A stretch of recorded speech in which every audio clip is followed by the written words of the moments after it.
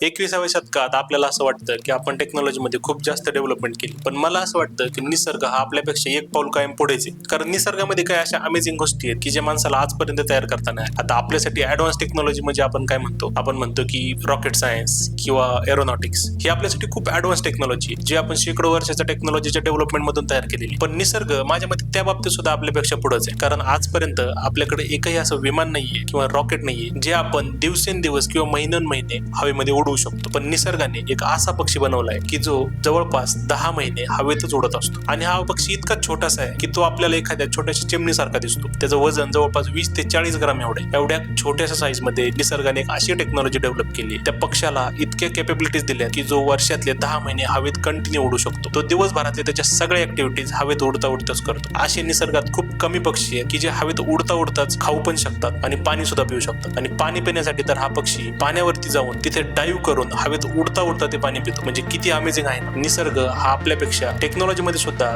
एक पाऊल पुढेच आहे असं मला वाटतं. आणि त्या पक्ष्याचं नाव आहे कॉमन स्विफ्ट.